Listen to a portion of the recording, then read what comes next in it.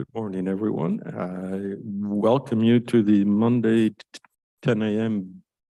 business meeting, where we go through several department reportings and explanations of issues that may appear on Tuesday. So therefore, without further issue, well, let me add one thing. These meetings are actually very useful overall for the public to understand a lot of the issues that say also. On that note. Good morning, Jessica Warren, Human Resources. I have a couple requests for you. The first is a request to fill our budget analyst in Office of Administrative Services has resigned. So we're requesting to fill his position. The budget analyst, Brian Perkins, he's resigned. So he's no longer here and we'd like to fill his position. I think That's we a no-brainer. need to go forward on that one. Yes, absolutely. Okay. Thank you. And then also in Office of Administrative Service, the mail clerk has put in her resignation. The last day is August 17th.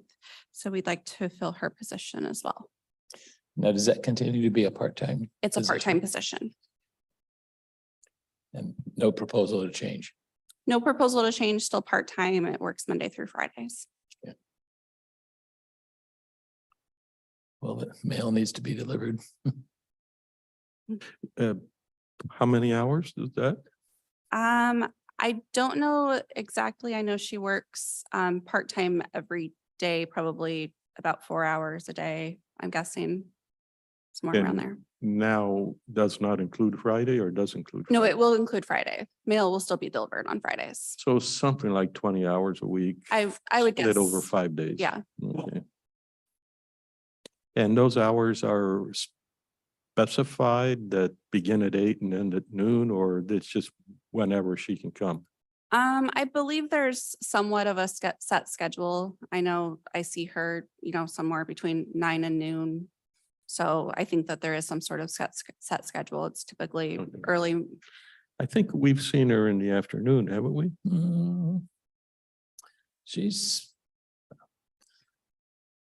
I think it's a soft schedule. Soft, sorts, yeah. but- Okay. It's in the middle of the day sometimes.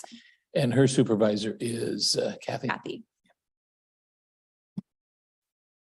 She's been, the mail clerk has been with us for quite a while, right? Is there anything developing there that? I believe it's more schedule wise. She was not wanting to work on Fridays anymore, but there is still a need to have the mail delivered on Fridays.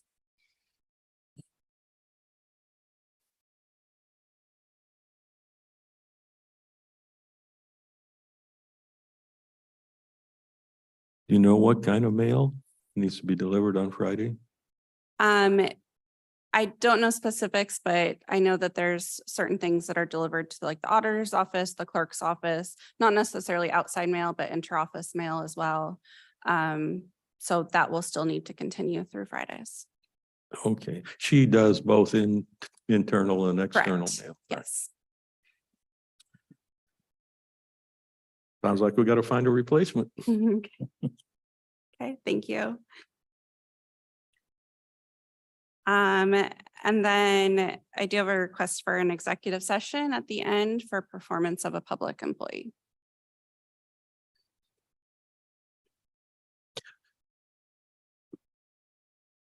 Do you know approximately how much time you need?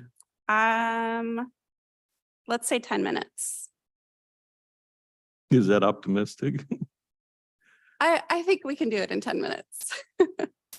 Okay, thank you. Yep. And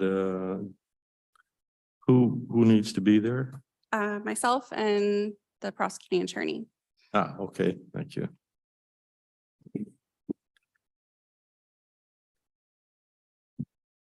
And then Dennis, any questions? No. and just an update on my schedule. I will be out of the office at the end of this week into next week on vacation. So I'll be back on Wednesday. Yeah, do we allow that? I think so. Oh, that's I think HR. it's We in, I have think to. it's in her agreement. We Casey won't- will be here, and then I'm also available by phone and email. We won't ask you any details Okay, until you get back. perfect. Thank you. Budget is absent today. We have a ailing Director of Finance. I don't think anybody's going to speak on her behalf at the moment, so let's go ahead and go to corrections.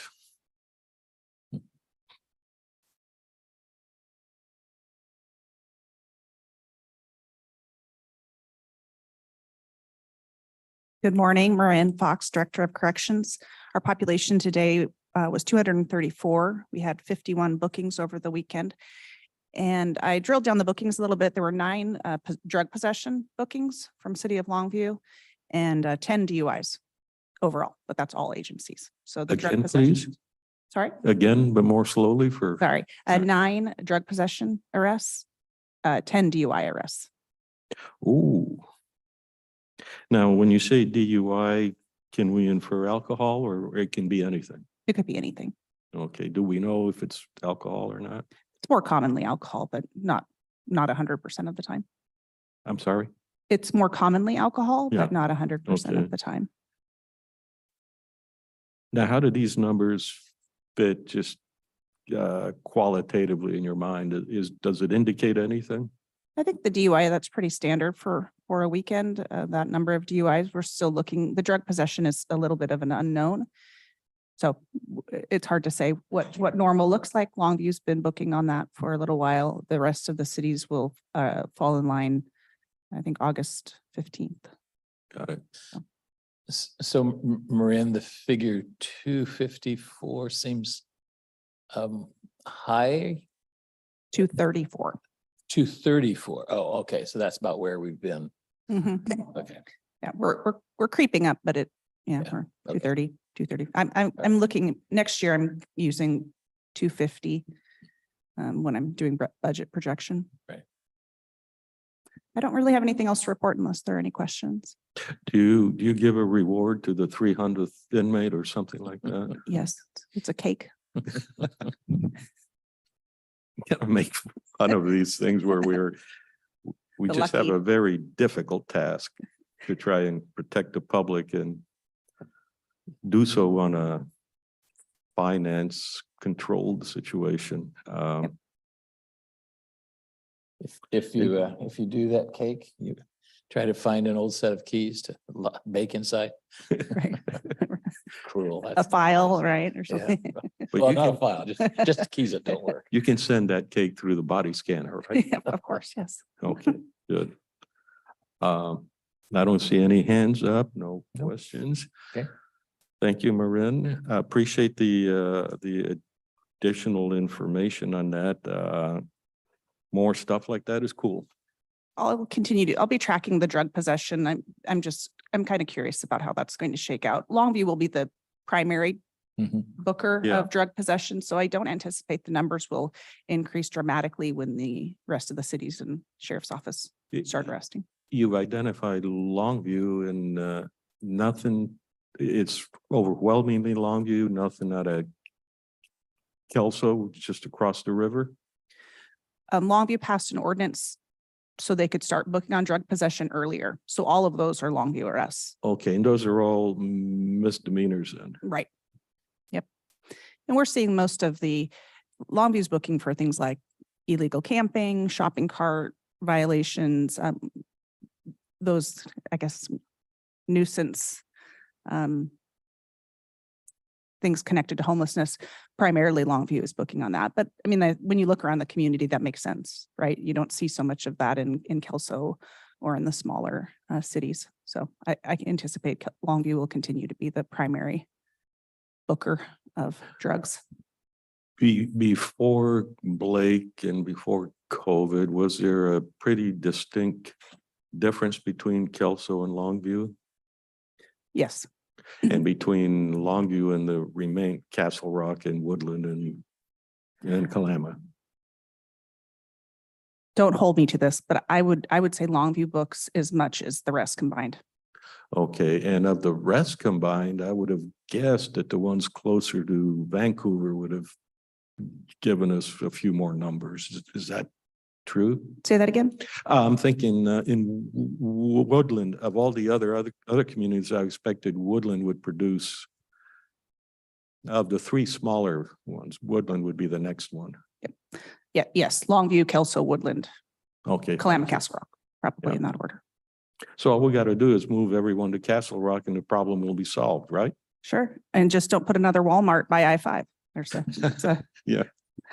I feel like Woodland Police spend all of their time there. Thank you. Yep.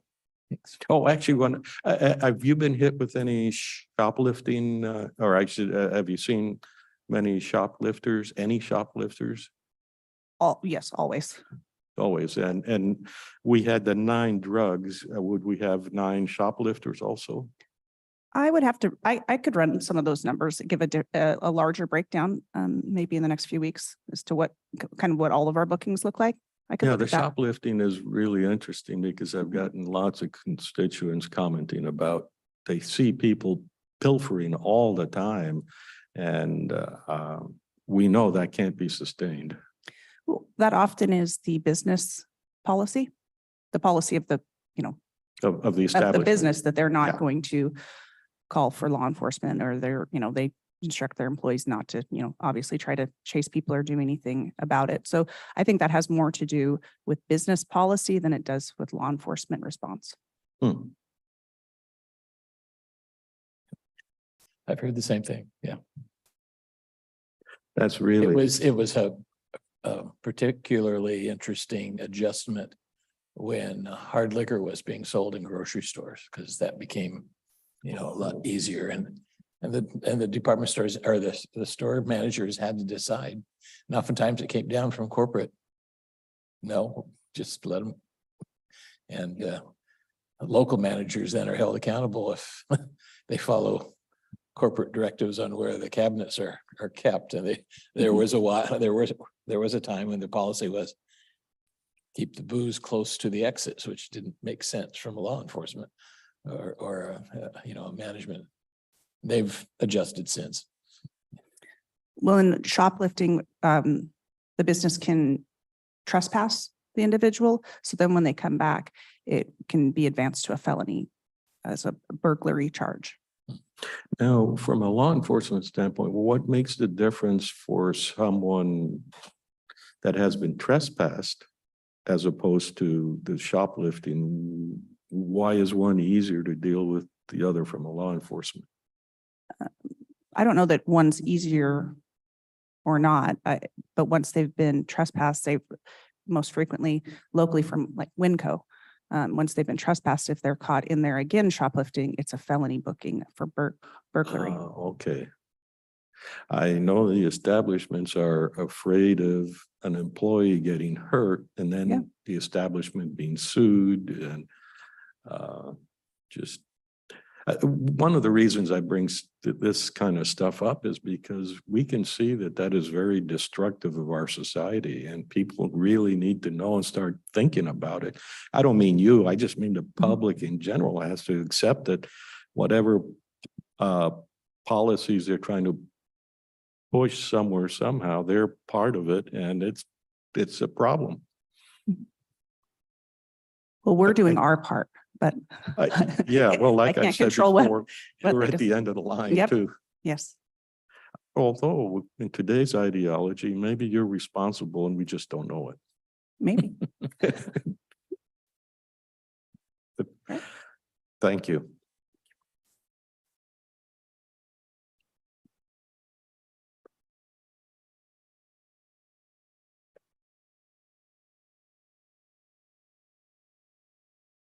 Good morning, Mike Bamford, Deputy Director, IT. Kim is out this week, so you're stuck with me. A few things that we have in progress right now. Our risk analysis is still moving forward. I think we have a executive session coming up here pretty soon, or a meeting coming up pretty soon to kind of go over some of the results of that. We are in progress on the phone system. It's going as we expect now that we have the schedule revised. And should be done in October, I think is when we have that scheduled to be finished. We're in license renewal season, so we have a few that we're working on in IT. I didn't catch that last one. Oh, I'm sorry, we're in license renewal season. No. So we've got licenses we're working on getting those contracts figured out and worked through. We have a couple of. Anything out of the ordinary on that? No, not out of the ordinary. I mean, of course, prices have gone up on things and some things like that, but it's, no, I wouldn't call it out of the ordinary, just typical. That's Okay, a lot so- more than we thought. So we haven't found license requirements that we ignored. I mean, that was a big job that had to get cleaned up, and my understanding, it got cleaned up. I also thought that a majority of the contracts are 3 years, something like that. So Yeah. they're all just ongoing, but they're 3-year. So anything has changed in that? There's been, I think there's some changes to our contract with Microsoft that we're working through concerning the structure they have, and they change their licensing quite often. So I couldn't give you specifics on that. It speaks to some of the security concerns, but there are some changes there that will probably There'll be time for that. Yeah, there'll be time for that. Good. We've had 2 positions open for quite a while, and we've sent out conditional offers for both those positions as of this morning. So we're waiting to hear back to see if those will be filled. Could you talk to us about each of those? Yeah, sure. One of them's a IT tech position. It's an entry level position. And the person we're asking to come in would be at that level, coming in at entry level. And then we have a developer. And how would you describe very quickly what an IT tech does? They handle the help desk, work with people that are just having basic issues. It's a learning position too. You're learning about the system and also, where things are at, how to help people as best you can with minor issues. So people calling in with, What kind of credentials do you look for in them? Usually somebody who has some education in that area or has experience in that area to a minor degree. So maybe an AA degree or something to that effect. Or some training that, a certification. Hopefully at some point, those people that come in are going to be people that we've had intern at some point. Yeah, sure. That'd be great. It's nice when they already know the system. It's nice when you already know them, they know you, and it's Yeah. much less of a risk at that point. Great. The other issue I think we talked about last week was the heating cooling system. And Oh, wait, there were 2 people and you did the IT tech? Oh, I'm sorry, developer. And that position is someone who can work with our back-end systems to help with the programming. So the person that I have identified would be able to meet those needs. So. All right, thank you. Okay, the cooling system was kind of the last thing on my list, and we met with Public Works, and since they are the experts in that area, they have been helping us find a solution. And as of yet, I don't know if we have nailed something down, but they're looking at different options to make sure that we get the best bang for our buck and we get something that will actually function in there with the right idea in mind of the timing. Sounds good. All right, thank you. Thank you, Mike. Miscellaneous, did you want to bring anything up? Do we have, I sent a letter out, a request from Wasac to join in a lawsuit requiring the state to fulfill their responsibilities with the folks who are mentally ill. Did that get shared?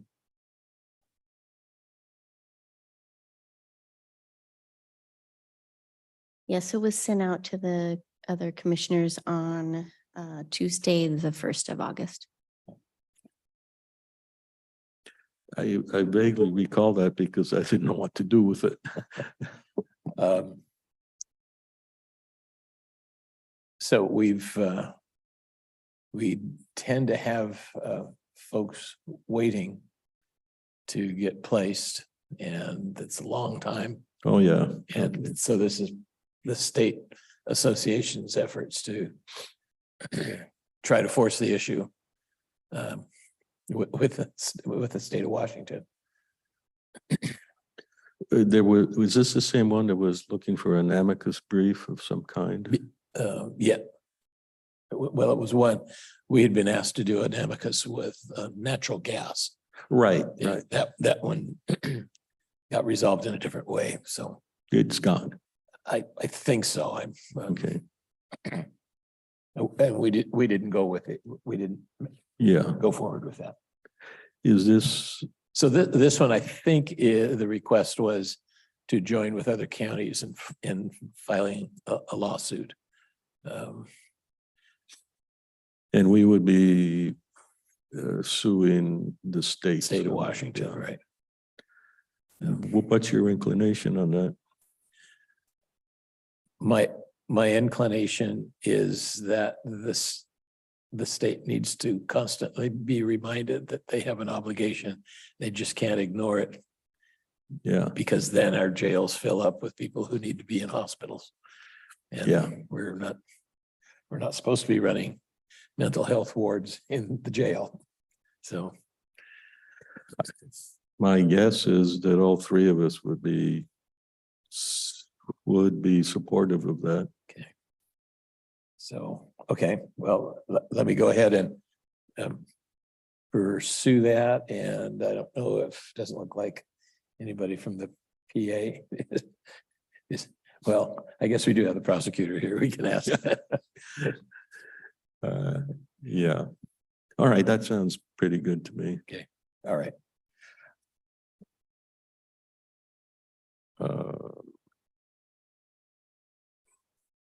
Okay, I don't see anything else but the executive session, although let me do one last check to see what anybody in the public. I don't see any hands up. I don't see anybody here. So let's recess is the right word to executive session to discuss the performance of a public employee. We'll be gone for 10 minutes to start with. Stay tuned in case we have to extend that. Don't forget that at 11 o'clock, we have the Public Works Services group that will be speaking to us. So we are recessed.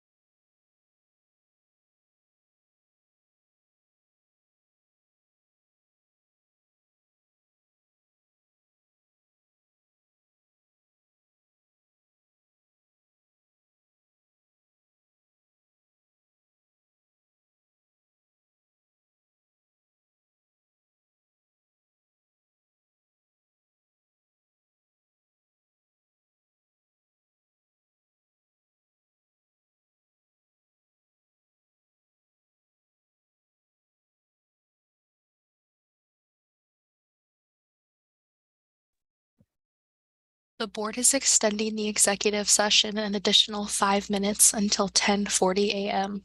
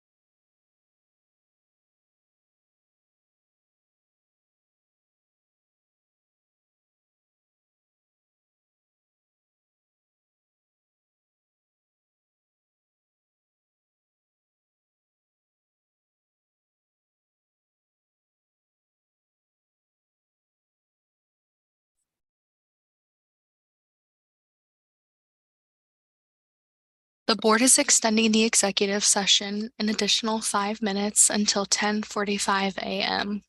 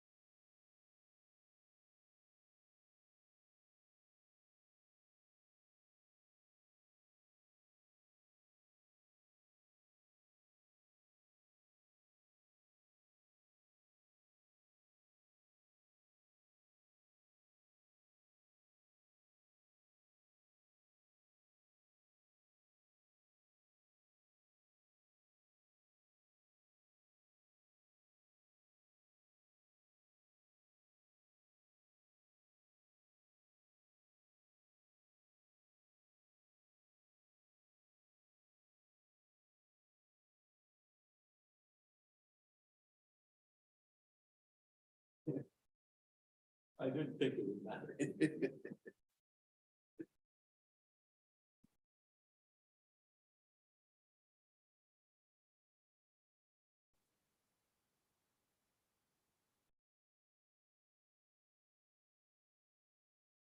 Hello, we're back from an executive session where the performance of a public employee was discussed. And those were fruitful discussions. I thank the prosecuting attorney for bringing those issues up. No decisions were made, and now we're back in session. However, I don't think we have anything on the agenda at this point. Therefore, I don't see any hands either. Do you have any final comments? No, You want me to end the meeting and then start the 11 o'clock one? So this meeting is now adjourned.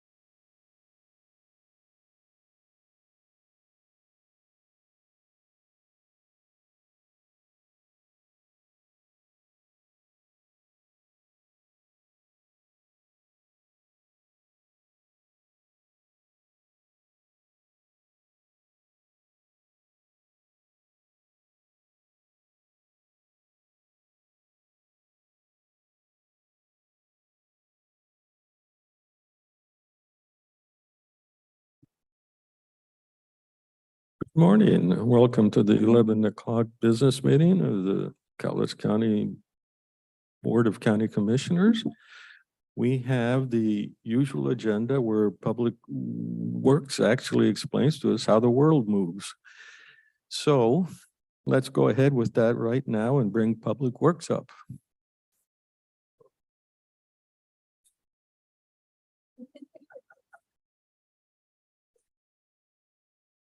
But they will start out with building and planning. Good morning, Commissioners. Tracy Jackson, Building and Planning Department. I'm going to let Mike and Wayne take over this morning. We're just going to talk about month-end reports and then boundary line adjustment ideas. But I wanted the board to know to follow up. We received a public records request from a constituent in the Klamath area, and our department's working with Bailey to fulfill it. So just letting you know in case you hear any squabbles, we are working on his request. That was a request regarding, A property owner, the neighbor. oh, Yep. In the Klamath area, we're working on it. I just wanted the board to know. We've fulfilled his request, but he has additional information he's wanting. So we're working on it. well, the commissioner from Kalama, I'm sure appreciates everything you're doing. That's why I'm letting that commissioner know. Thank you. You're welcome. And I'll turn it over to Wayne and Mike. Morning, Mike Wilson, Building and Planning. Okay, for the building numbers activity for this month, a little bit down from this time last year, which we kind of anticipated given the condition of the market, the interest rates and so forth. So we're still, serving the public well, although numbers are a little bit down, we are very busy and we expect to be so through the rest of the year. On another note, working with council, as you may be aware, the state has adopted the Wildland Urban Interface Code statewide. One of the challenges sometimes is acquiring property in order to establish defensible space, which is the backbone of the Wildland Urban Interface Code. And council's been crafting, we've been working with them to craft another tool to put in the box, a way of creating easements that neighbors can share their space in order to provide that defensible space. Same as with a covenant for the declared defensible space will follow the property, so will the easement. So in perpetuity, so as long as these properties are owned by these parties and the defensible space is required, this is a way of maintaining that through time. I think if you wouldn't mind defining for the public what a defensible space is. And The Wildland Urban Interface Code, right, is a way and means by which someone can protect their meet the requirements of the fire code in the absence of fire protection water supply. The defensible space is that which is a buffer around the property such that if fire approaches the building, it's less likely to be encouraged by the materials, the combustible materials that may be around a building. So you clear that such that fire can't approach, and vice versa. If the building is on fire, it's less likely to spread to a neighboring property because, again, this buffer exists to prevent or at least control that from occurring. So the creation of easements so that neighboring properties can share this ability is a great boon to this whole process. And there again, another tool in the box, so to speak. Went through some draft copy of this morning. That was provided by council and looks very encouraging. Yeah, have there been many issues in the past where this would have resolved? Something? Yes, we've had requests because it's an obvious solution in some cases where, not the lot may be narrow, but the neighboring property has quite a bit of land that may be occupied by a driveway, something that's going to be substantially in place as it is for a long time. And there's no objection to using it, but legally they can't use it unless there's an easement to do so. Yeah, let me stop you there. And I'll probably take a little exception here, but what you're describing is there's bureaucracy and common sense. Well, And the common sense is always ahead of bureaucracy. And I would feel victimized if I were held back from doing something because we haven't passed the rules yet. So I think building and planning is starting to keep that outlook in mind. So I expect you to be a rabble rouser there and come up to our office, pound on the desk and say, this is stupid. This person should be granted a permit. You need to fix this. I appreciate that you're going ahead and fixing that now, and I hope whatever is in the works right now can be taken care of. yes, I believe it is. It's a good, solid step towards that direction, and it looks very successful. So Okay. that's all I have. I'll pass it off to planning. Thank you, Wayne Nelson. Oh, Building. before that, I'm sorry, you passed it off. I had a question. Did you have questions? No, I concur with your comments. That's just I appreciate correct that. direction. Yeah. In my notes here, I have something. Oh, what's the time between, how long does it take me to get a permit if I want to do an ADU? If planning clearance is established and there are no obstacles as to what and where, then the applicant is welcome to apply for a building permit. Currently, the queue for the waiting time between time of building application and first look by a plans examiner is about 4 weeks About 4 weeks? currently. Okay. Is there a situation where everything is, where everything that the applicant can do has been done, and we are the ones that are holding up the progress? It's just simply a matter of their turn in line. The documentation may be very well done and complete. No. Let me ask the question again. Everything is taken care of. All these ifs that you're talking about, all taken care of, and now we're just pending the determination by the building department to issue the permit. Okay, here again, it would just be a matter of their project coming to the top of the pile, so to speak. Okay, and so I'm asking, how long would that take? Currently about 4 weeks. There would be that many projects in front of that one. Wow. What's your But you thinking? just told us that projects are down. Well, the starts are slightly down. I should say issued are slightly down from this time last year, about 6%. Whereas building inspections currently are very high. So our staff shares time between plans examination and building inspection on an as-need basis. One plans examiner is pretty much dedicated to the task of plans examination, but he also examines plans for commercial industrial work as well. Whereas our other plans examiner shares time significantly with building Yeah, inspection. if I could stop you, that's all good. We're not trying to question how you're doing inside. We're really trying to find out if there's anything you can do about bringing that down from 4 weeks to 2 weeks even.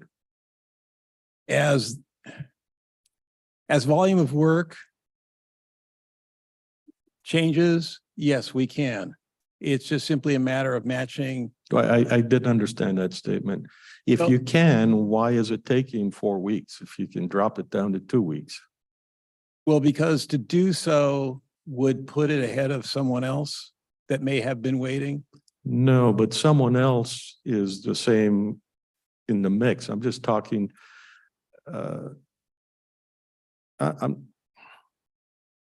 I'm almost speaking statistically. I don't. It strikes me though that when we have a construction season that's weather dependent, like we do. Yeah. a 4-week wait time is really not acceptable. I Yeah. thought we had cut it back to much. We were down to as little as a week and a half, 2 weeks. Yeah. And when I say 4 weeks, I'm erring on the side of caution. You see, this is not a question of caution. This is a question of your numbers, your data that said I had 25 applications and collectively they delayed on average 4 weeks. Or 2 weeks. And we're trying to get that number such that statistically, if I walk in the door and everything else is taken care of, I'll get my answer preferably at the door, but I realize that's too ambitious, but somewhere much less than the 4 weeks. Well, that's always our objective, our goal. It's not that the review itself takes that long. It's just simply a matter of their time in line to their project to come to the top of the pile, so to speak. The review may be accomplished in 1 day. And if there are no revisions necessary, it would be issued that day. So yes, the objective, of course, is to eliminate all those projects in a timely manner, such as theirs, come to the top of the pile, so to speak, right away. But we're constrained with, our staffing capabilities and the time that we have to do the work. Now, we have had it down, as I said, as little as a week. And then what happened? Well, more work came in and there are other staffing anomalies and so forth. I mean, it's just the operation of business, juggling several balls, so to speak, at one time. I believe our staffing levels are good for the amount of work that we have. And we can certainly get those timelines down. It's just a matter of just clearing those things out of the way. Right now, we're managing them such that we isolate what are considered simple projects from more complex ones and putting those on a faster track. Currently, something as you've described, I would normally assign a 2-week expectation on it. And of course, that allows some time for unforeseen obstacles and difficulties. And I always question whether I should pursue this or not, because I think I would recommend that we need to keep very good statistics on overall performance and individual performance. How many clearances have I done this week? And you can bend those any way you want. Like if we're doing a $600,000 home, it's going to be should take more time than a $200,000 home. I understand all those things, but you can bend those in a way that makes sense. Okay, thank you. I would expect that this would be a topic we'll continue to discuss and trying to figure out. We want to encourage you to do what you can to shrink down that timeline. It's feast or famine. It's pretty much what comes in the door is what we plan for. So the time It has should- not So the time stopped. should be coming down then. Time should be, and now that we're fully staffed and that we're not using resources in the back that would have been reviewing plans, they're up in front helping the new staff answer questions as well. So their time is being spent that way too. Mike's not doing all of that. He has to, juggle himself too between all the staff. So And I understand when we have do-it-yourselfers that don't have the experience on how to get things done the right way, that's more time consuming on your part. I understand that. You have to take a lot longer to explain things. So I get that. But you also probably are familiar with your customers that do a good job and they know how to get it done the right way. So those ought to be processed. To me, those should be processed faster those that require more assistance and help and guidance is going to take longer, but. So the thing with issuing numbers like year over year, we're at half, it flies in the face on the surface of it of the claim of the workload statistics. But also you may want to think of a long-term plan where you know that during the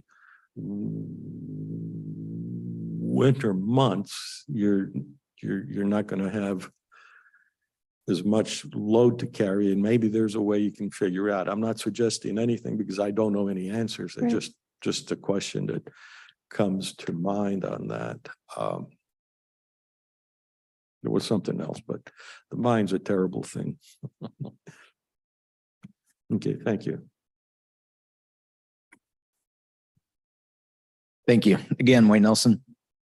So I guess somewhat as follow-up to last month's update and then a little bit of continuation of today's conversation. Really in terms of volume, the planning clearances are one of the key numbers reflective of the amount of activity in the department. And as you see again, year over year, meaning this year to last year, we are consistently down month to month. For this year, that has been consistent, but down overall. As was explained before, some of that or a lot of it actually has to do with the fluctuation in the not only the cycle but in the length of the validity of the permit. They're good for 5 years. Say we could have a peak of permits in 1 year. Over the next couple of years, it may go down as we get a new wave of permits in and or as those expire. The other thing I want to point out in looking at our down numbers is both with respect to the critical areas permits and the SEPA determinations. And with those, I attribute, I'll say much of that to the staff's ability to assist customers. So when somebody comes in with a project and say it is encumbered with one or more critical areas, we're able to help assist them and navigate them through the process, come up with alternative ideas to their site plan. So maybe a permit, instead of the first response being you need permit A, B, and C, we say, hey, well, here's some alternatives you can look at with your property to avoid the permit. And so that, of course, is going to reflect reduction of those actual critical area permit numbers, but not in the work itself. Same with SEPA. For the environmental review, there's very specific threshold determinations when SEPA review is mandatory and when it's not. And for the most part, on the smaller developments, particularly subdivisions, things of that nature, provided they're not on lands covered by water, in general, we can exempt those. And so I'm really pushing staff to look for and apply those exemptions when available. So that's going to be reflected in the lower number of overall permits as well. So Sounds that's the direction we want to go. Thank you. Question, the SEPA times, we've been asking for it to be a month before rather than 2 weeks like before. Where's that progress? I think you're pending the planning commission giving your yay or nay on it, or do I remember that improperly? So with SEPA, when an application comes in, once we reviewed it, we make our threshold determination. Generally speaking, it's a determination of non-significance. There's a mandatory 14-day comment period when that goes out before we can act on the permit. What coincides with that is also a 10-day interagency review. And so I've really been pushing so that within the first week of receiving a permit, we review it, make sure we have all the necessary components in place, whether it be site plan or if there's additional study warranted, anything of that nature. We identify that very quickly, and then we release those for both interagency review and for SEPA comment if and when applicable. So that way we'll have our 10-day interagency review running concurrently with our 14-day SEPA comment period. And like I said, I'm really pushing to get those out within the first week, or at least I'd notify the applicant that we need additional information from you in order to proceed. And so I think we're doing a pretty good job right now at hitting those at 2 weeks to get those out for review and comment. Yeah, the problem I have with that is we get people in the audience saying they didn't know. And it, for a variety of things, not just a SEPA. Are you talking about the notification of the surrounding properties of a project? Right. where- Okay, that's a separate issue. That's the planning commission, the Correct. notices and the signs. Planning commission has given their blessing on those and those are coming forward. I think that's the Much big bigger- 4x4 The signs. much bigger signs that. Yes, let the they're neighbors quite know large. They're something's proposed. as wide almost as this table. They're very large. And I believe instead of the 300-foot notice, it's 1,000-foot. So those changes are forthcoming, but it'll be 500 feet, 500 I feet. believe. And really depending on the type of permit that's applied for determines the public hearing comment period. For example, a shoreline permit, a substantial development permit that goes before the hearing examiner, there's a mandatory 30-day comment period. Currently, there's a 10-day comment period, say, for example, a comprehensive plan amendment that goes before the planning commission. There's a 10-day comment period in addition to the SEPA. See, comment period. I thought we had decided, do we want to move that to a month? We Not the mandatory 2 weeks, but to go beyond that another correct. 2 weeks. Are we doing that? We are. So where that is in process, the planning commission has approved it, moved it forward for consideration by the board. It's with Doug currently. So he's looking at it and we expect to have an ordinance in front of you, a draft ordinance in front of you for consideration in the next couple of weeks, pending legal review. Okay, Sounds. so we're actually holding you up from doing the month on the comment period from the citizens? I'm sorry. So it's the board that's holding you up from No, the board isn't. It hasn't been brought to the board yet. It's staff's holding it up. So is that the lawyers right now? Exactly. that I understand. Yeah. It's Okay. the last hurdle before we bring it to the board. Okay. Yep. Yeah. Yeah, the last thing I want is for us to be the stumbling block on No. anything. Absolutely not.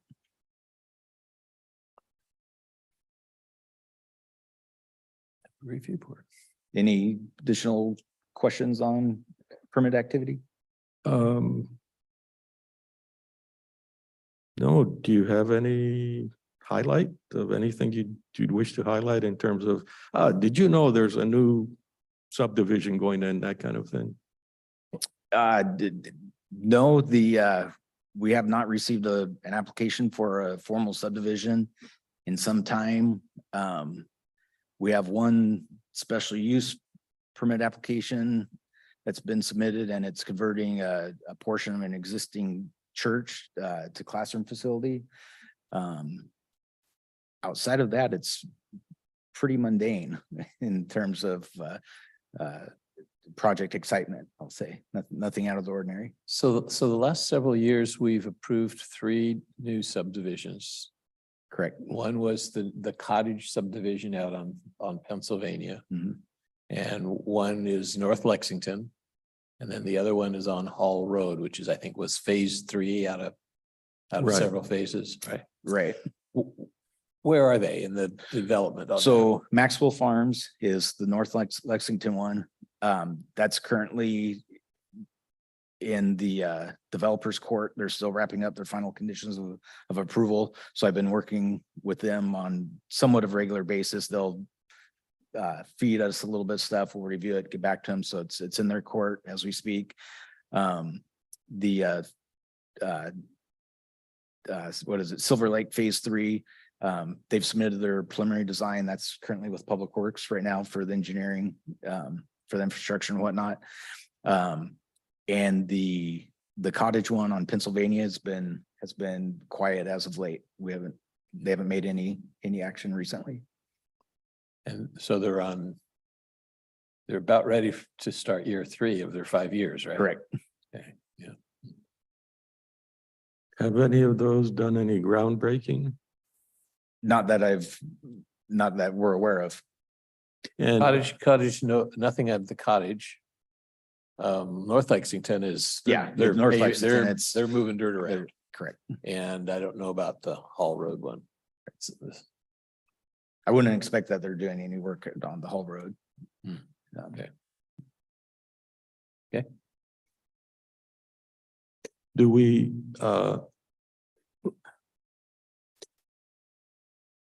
I think we suspect that West Side Highway is going to be a bottleneck issue for the Lexington one. Pennsylvania Avenue will be the problem for the, was it Lamont? The name of that development anyhow. And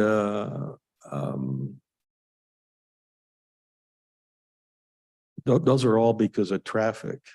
Well, the one with Lexington, the traffic is exacerbated by all the new apartments going out there, which wasn't one of the 4 subdivisions that we approved, but Oh, I thought we did approve the whole apartment complex up there.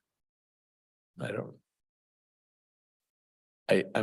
don't remember that being one of the subdivisions that we've approved, but I might have missed it. So I'm Sure.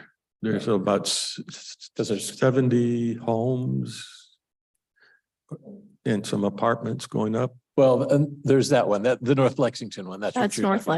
Lexington. I was right. talking about the one on Solomon Road. Oh, that- that's just that the all those commercial townhomes. apartments. I don't think Right. that's, Those are just commercial apartments out there. It was zoned for that. but the principal out at Lexington believes they'll have 100 new students and that school will be filled Yep. to capacity when Yep. they've already started renting the Riverstone Villa or something like that. I wouldn't be worried about it because the families can't drive out of there because they can't get out onto West Side Highway. Can't turn left. Yeah, turning left would, yeah, there are issues there. So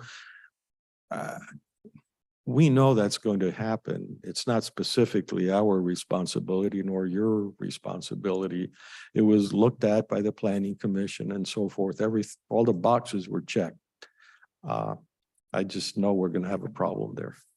When does Solomon Road get a stoplight at I don't know. That's a state highway. State Highway? Yeah, The state has to approve it, I suppose. probably. Yep. Susan's shaking her head, yes. Except I know she could drive the bulldozer out there She and could, and she might.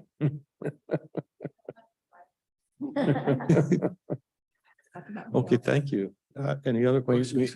just know that's going to be a real headache. Yeah. We've got one more for you.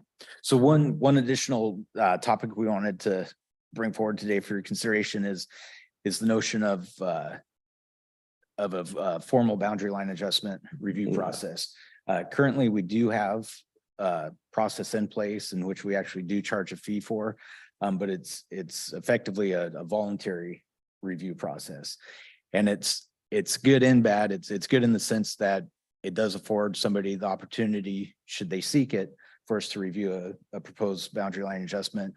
But the consequence of that is it's not always mandatory, or it's never mandatory. So we have people recording boundary line adjustments that haven't benefited from our review.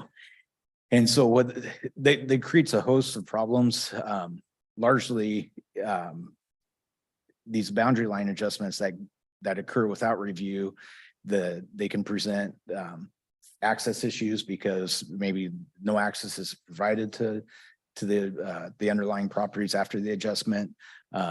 Maybe it's blocked access, perhaps lines have been adjusted, so now we have non-conforming lots, so they don't meet the minimum lot size requirements of the underlying zone. Maybe the boundary line adjustment impacts a drain field area or reserve area. Maybe gets an encroachment within 100 feet of a well. There's a number of concerns of why it's to the public's interest and benefit to have these reviewed. And I want to make it clear that the state subdivision law, RCW 5817, is very clear that boundary line adjustments are unconditionally exempt from the state subdivision law. And so what I'm suggesting, or we're suggesting as a department, is not to impose development regulations on boundary line adjustments, but to afford a standard review process so we can check those lots for conformity to protect future purchasers or developers or or users of those lots. So when they come to the department and present a building permit application, we don't turn them away in the sense that you have either a illegally created or non-conforming lot of record, you're out of luck. And we do have the innocent purchaser process in place for those circumstances. But it would seem that it would behoove both the department and the public in general to have a formal boundary line adjustment process by ordinance.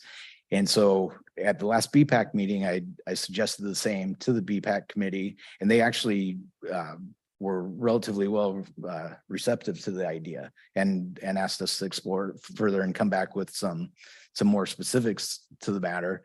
In the meantime, I've also spoke to Doug about it and got his thoughts. So, and he very definitely gave us a narrow scope by which we could operate under, saying, okay, here's the rules by which you can review these boundary line adjustments. And so we have, so we've taken that step. And then the next step is I'd like to go to the planning commission. We have our next planning commission this next Wednesday and present them the same for consideration and get their feedback as well, as I'm doing here today. And so if the board's compelled for us not to pursue it whatsoever, we won't. But you'd like additional information or you'd like us to take this the next step further, which would be continuing it with BPAC, continuing it with planning commission, invite public comment, et cetera, and take it through the normal public review process. We're prepared to do that. And so I'm looking for some direction and also any questions or comments you may have. So I have two concerns. One of them is this a solution looking for problems? I mean, is there been a problem? Is it a serious problem? Having non-conforming uses that have been approved because of the voluntary nature of the boundary adjustment process. So that's one concern that I have. I don't know how much of a problem it is. But the second thing is we had a discussion earlier about time for permitting. And I'm worried about adding yet one more permit process that bogs the system down a little bit more. Well, the boundary line adjustment is on the planning side. Mhm. And then the building is the timelines for permit reviews. But we've had a number of problems lately that have surfaced at the counter. And I think it stemmed back to the last, shall we say, housing boom, if I'm being honest, where people were taking large pieces of property and dividing them up by tens.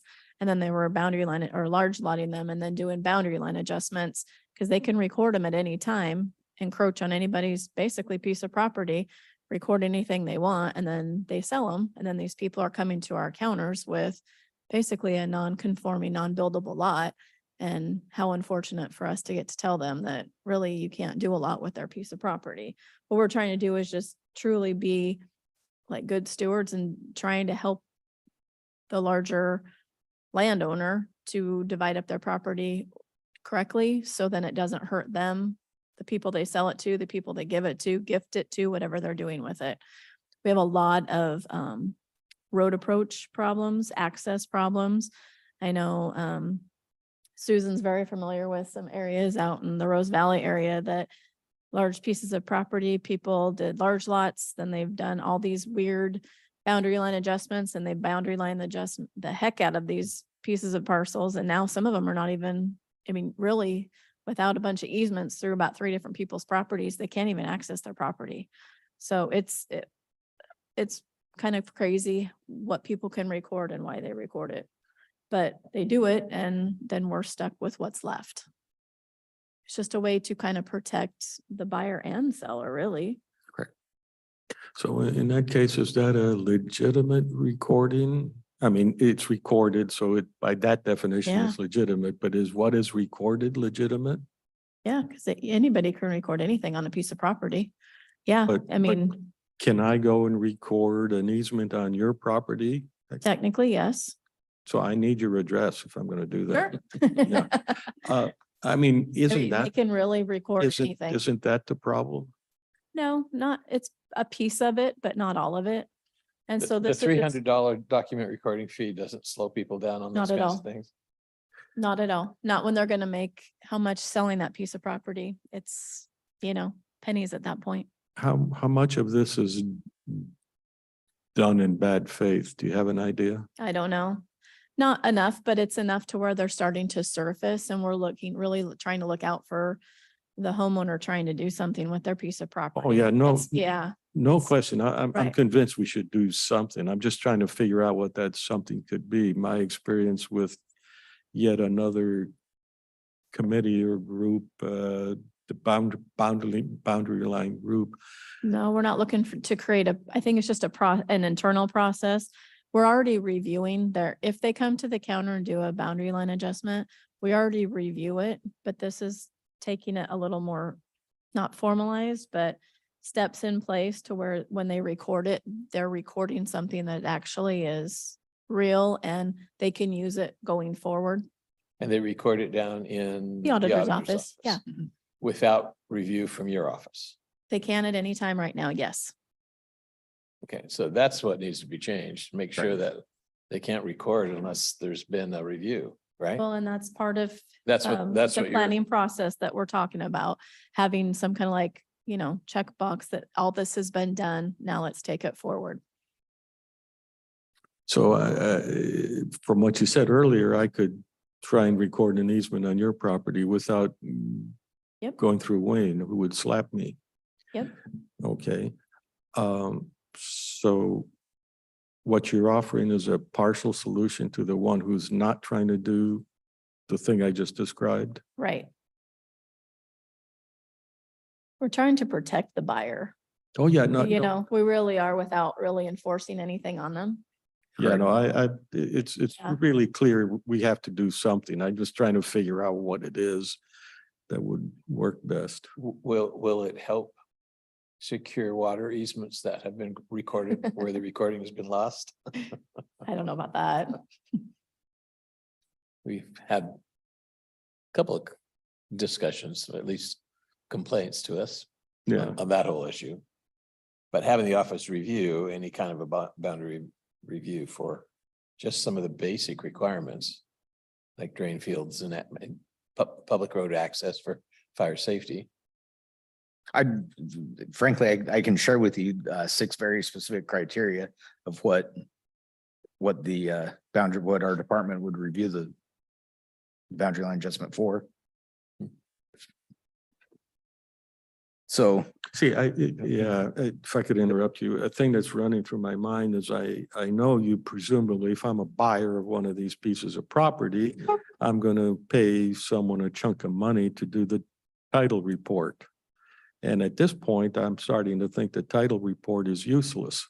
Now, I've had to talk, I've tried to talk to title companies before about being a little bit more responsive, and they're absolutely uninterested in doing anything that might increase their workload because they have essentially a captive audience. And so they don't care whether they're doing the right thing or not. They're doing the bureaucratic thing. I forget where I was going with this, but yeah, can you tie this in some way to title companies?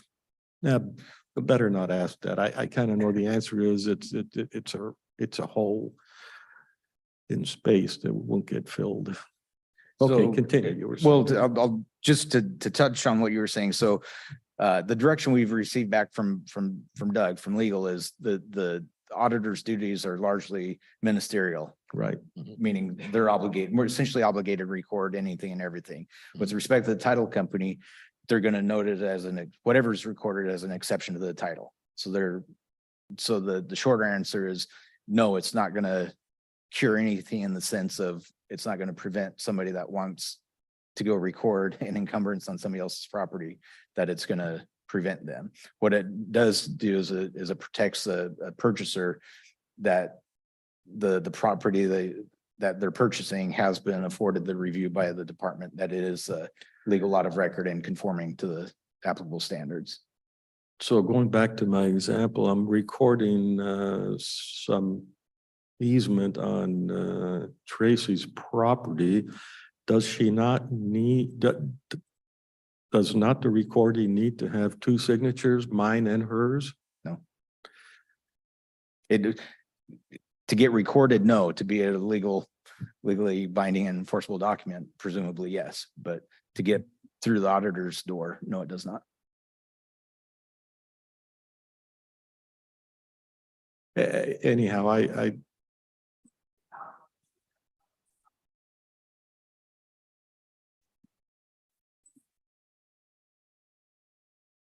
so I think they should proceed. This is, Yeah. we know there's a problem. We're interested in a solution. Correct. Okay. We'll look forward to the report back, the recommendations. Thank you. No, it's thank you for finding that.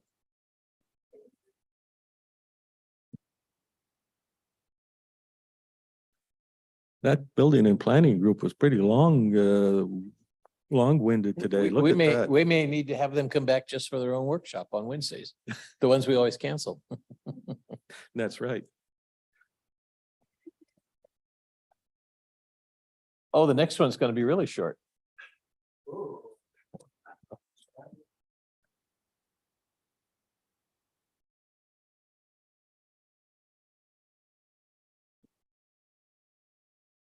Good morning, Commissioners. Mike Moss, Public Services.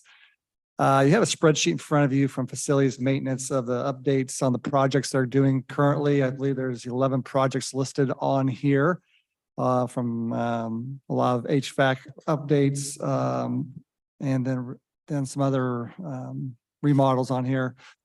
I'm gonna have Will probably update you guys on a couple of these, but feel free to ask any questions on these 11. I know you didn't get these ahead of time, but I'll have them updated a couple of highlights on here. Good morning, Commissioners. Will Tosted, Facilities Manager. So I'll just breeze through a couple of these. Some of the high level ones are HVAC are on the second page. Courtroom 7 was an approved CIP project, and it's just waiting for 2 panels to be done. Carpet's been done, paint's been done. So it's just waiting for Correction Industries panels, and that should be completed anytime now within the next couple of weeks. Our UPS system, we changed out batteries. With the battery change out, there was a failed control board. So that was another additional project to that UPS system that has been resolved now. These are done by. Oh, I was just going down the list. Yep, number 2. The next one is On number 2, that we had seen that before and we had approved a contract, and then there was an additional problem found. correct. Okay. Yep. And a couple other projects, we're waiting for some gates. Public Works and the jail have had gate issues for some time. We approved a contract with 2 separate contractors for those. Waiting on parts. The HHS roof should start this week, actually. And they're going to start demo, and that'll get done before winter time. So that's a good project that's been ongoing. We had some elevator repairs that needed to be done, and lights were replaced, but we're waiting on a governor for the public car at the Hall of Justice. And I'll go ahead and skip to the second page and some of the higher dollar projects. The jail HVAC has been all replaced. They're just working with Siemens right now to dial in the system, try to gain control of that. Siemens wrote a new protocol as its new equipment in order to fully operate that system. The annex and admin boilers and HVAC are waiting for equipment delivery. So that won't be until October, probably September completion. And the museum has all been replaced, and that should be running fine. I think everything was completed as of Friday, but I haven't talked to Don Nyman yet this morning to see if there was any problems. Same thing, the boilers, as I said, for the admin and annex are waiting for equipment delivery. It's looking October, September. October, November. So offhand, it looks like we're gonna be spending for the annex 300,000 on line 9 and probably another, what, 200,000 on line 11? Yeah, the 300,000 is split between admin and annex. So if you wanted to split that in half, you know, you could probably say, yeah, 450 is going into the annex HVAC system. Wow. Yeah. Thing that's bothersome here, we've talked any number of times about, do we really want the annex building? And right now we've got the partial empty floor, right? Yeah, the third floor. And we've got noxious weeds there that doesn't take a whole lot of room. And we've got your group, which doesn't take a lot of room. And then there's the cog. And then a bunch of garbage up in the third floor. Yep. Seems like to spend $500,000 or so for that, it really needs a plan. You know, what really are we gonna do with this Yeah, building? and just a reminder, these are all, you know, previously approved contracts. So Right. Because part of the discussions in the past have been just even demolishing the building. yeah, and we are in the middle, you know, Savannah's heading up, you know, some space projections. What are we going to do with county, where staff is going to go, and she's doing a good job on that. And we're looking at lots of options. Yeah. Okay. Any questions here, Dennis? No. This sort of is a useless anecdote. When I first came up to the Pacific Northwest, I wondered, why do we even have air conditioning up here? And then it occurred to me, most of the buildings like this one, you can't open the windows. So we've really got ourselves boxed in. It's nice to be able to blame earlier commissioners for making bad decisions, right? Oh, absolutely. Or we've got our Rick Dahl is not here, so he could be responsible if only he had been here longer. Let's see, courtroom 7 remodel. Could you refresh my memory? We're going to turn that into a what? They're turning that into office space. Okay. Yep.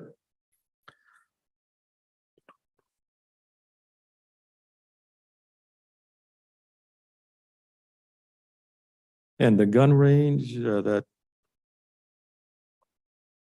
that's coming out of a grant? Yeah, that's the RCO grant for the trap houses there. Actually, the company that we're using or got granted the contract was TransBlue. They actually submitted for permits last Thursday. So hopefully in the next week or two, they'll start construction out there. And they say once they start, it should be about a 2-week process. How long? 2 weeks. 2 weeks. I'm not used to numbers that small. It's a pretty simple project, but Yeah.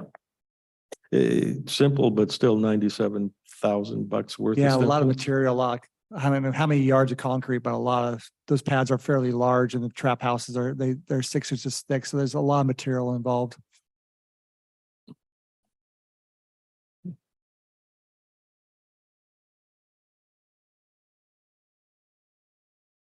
Yeah, we probably should have a work session on the gun range by itself someday.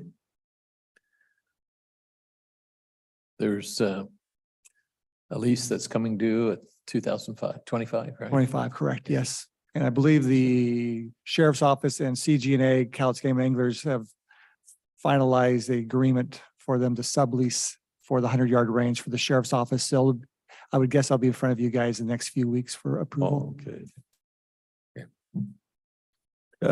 How do we view those subleases? Like at the moment, I've got the impression that direct operational costs are not really handled by all the fees we charge. Am I correct? Well, yeah, that'd be a separate agreement that we have with game and anglers, that some of the fees that go there are split between operations and maintenance and also lead abatement. So Sean's in charge of that budget. We get enough money in to cover the expenses out there, which is like garbage, electricity, some smaller maintenance on their facility. And then they use some of the money on their side for their everyday expenses up there with their volunteers. But like the RCO grant for the trap house, that actually came out of the general fund and the parks fund budget. Yeah, look at your group as being like the COO of the gun range, and so. Correct. Yeah. Yeah. We've been involved quite a bit with the sheriffs and the game and anglers on that agreement there and some of the issues they have had at the beginning, but they're out there. Have they reached kumbaya status yet? They're closer. Oh, Yeah. good. Yeah.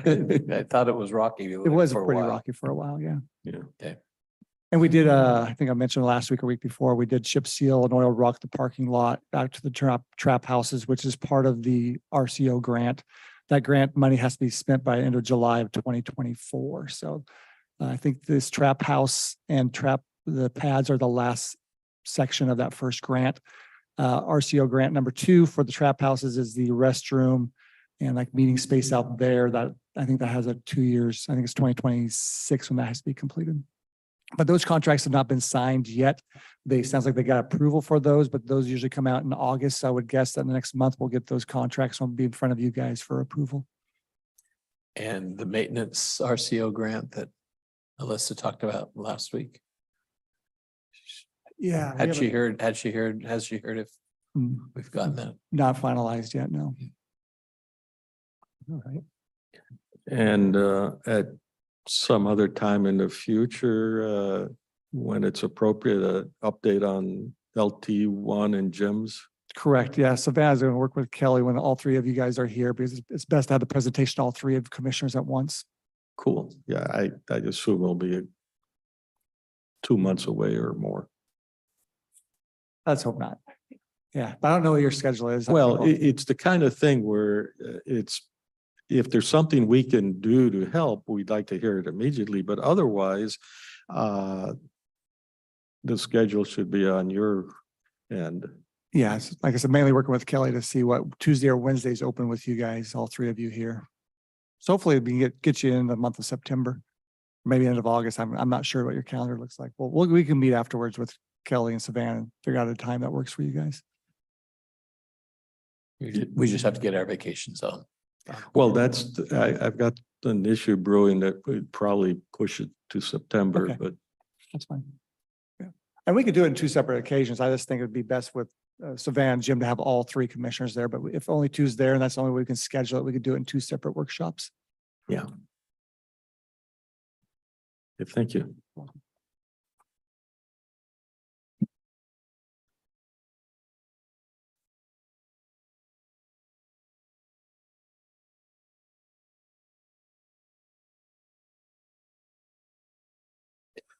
Susan, do you get tired of being last? No, I have lots of patience. So Actually, she's spending the most money. Although Will's giving her a run for his money. Will is giving me a run for the money right now to see who's spending the most. So I just always thought you saved the best for last, and that's why I went last. That's why we have this picture of garbage. Well, that's all Mike. Well, isn't that where the money is? There, and it's substantial. Yes, there's substantial money in garbage. No, so what I'm here today is mainly for Ecology in their wisdom has requested that we update our signatory authorization form again, because that is their method. That every time the board changes. So I'm bringing forward my request that we update our electronic signature agreement form with Arn signing off as our LRP, our which is our legally responsible party, and Mike doing all the signatures. I have a draft letter that I prepared that I can forward to Kelly for your signature, and then I have the form completed. Mike signed his part, and then we need your signature. So I was hoping to get direction from the board that we could move ahead with that. The reason they're doing this right now is a year in advance of the permit reissuance, we have to file saying, yes, we are going to resubmit, and that should be coming out in the next couple of weeks. So they're trying to get all of these forms done ahead of time. I think this issue resulted in a nasty grammar too between Doug Jensen and Ecology in the past. Yes, the last time we did this, it did in the past, but they're adamant that this is what we have to do. I'll always be on Doug Jensen's side. So I'm perfectly okay authorizing Aaron to sign whatever he has to because he's working with Ecology. Such a rewarding experience for you. Indeed. Thank you. I will get Kelly the form with Mike's signature, and I'll email her this draft letter, so make her work easier. But the chairman is not the signature. No, not in this case. It's just one of the board members. So, and for some reason, Arn is listed on our website as our legally responsible person. That's because he's from #1 district. It's the governance committee, I think. I don't know. Because you're the signature for the drug awards too, aren't you? Oh, Was it your name? I don't know how that happened, but it's been straightened out. It's Rick's now.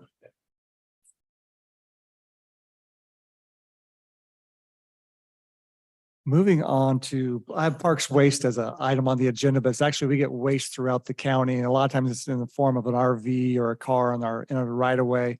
But you guys got a picture from, this actually came from Melissa at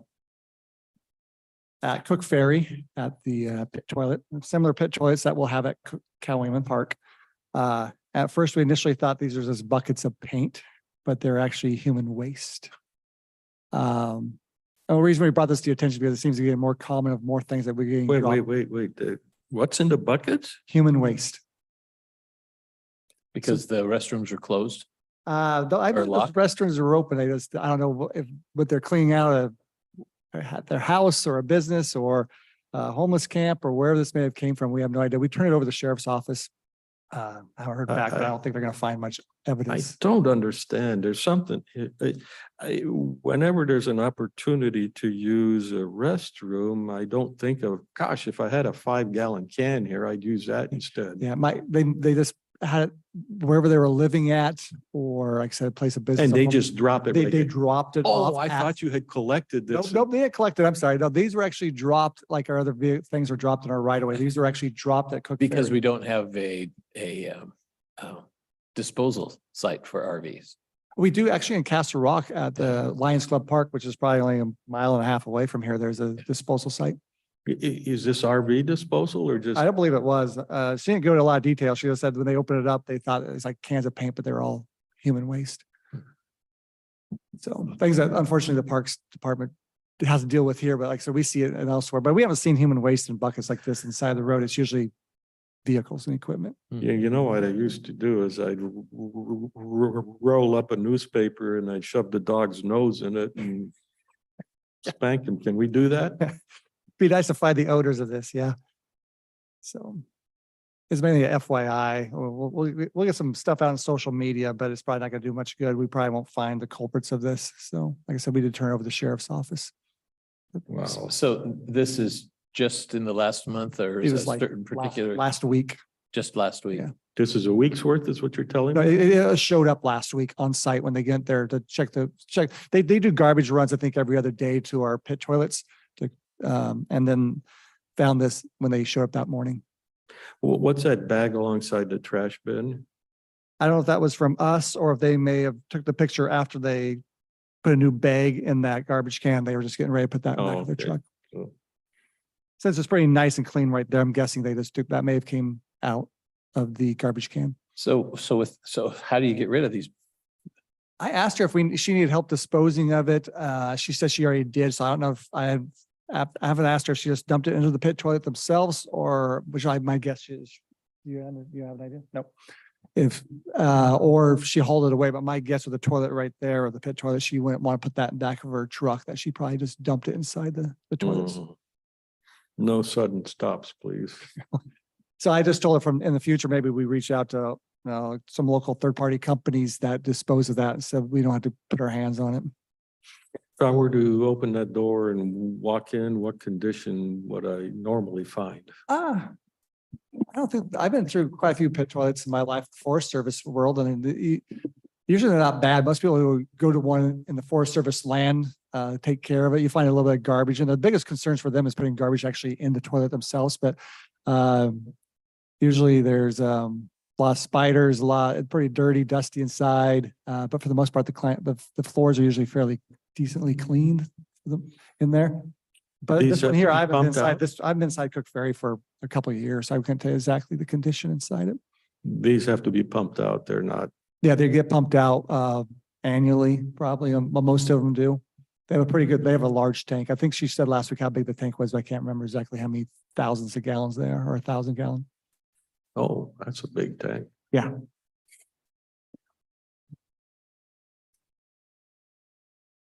Anyway, I finish off on a good note. Sorry. No, you know what, every now and then, like I've reported, finding people dumping all their trash on a hidden trail. It just really upsets me. We find a lot of it at the end of county roads. Yeah, there's no need for that. Yeah. I mean, for whatever it is they save, maybe $1, it cost us $1,000. Yeah. And our disposal rates are so cheap, and in the counties, it's sad to see them dump it where they do. The big problem for us is usually, like I said, the RVs, but also fiberglass boats. They take them right off the trailer. The trailer's worth something to them. They can scrap it or sell it, but the fiberglass boats are worth nothing. So they just push off the fiberglass boat and are right away. So anyway. Well, at least they didn't dump it in the river. True. I'm trying to be optimistic. So we did have asked for an executive session today for contract negotiations. We're expecting 10 minutes at the max, but we'll go ahead and ask for 10. But that's all we have, unless you guys have any miscellaneous items for us. So let's go ahead and do that. Okay. Thank you. We will be recessing for 10 minutes to do an executive session on contract negotiations. Last time we set up for 10 minutes, we went half an hour, didn't we? We went 25 minutes. 25 minutes. Oh, yeah. Yeah. Okay.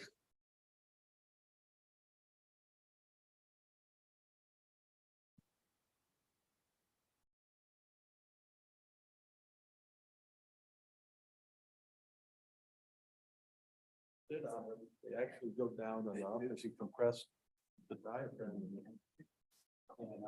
Thank you. The arms on the face. Yeah.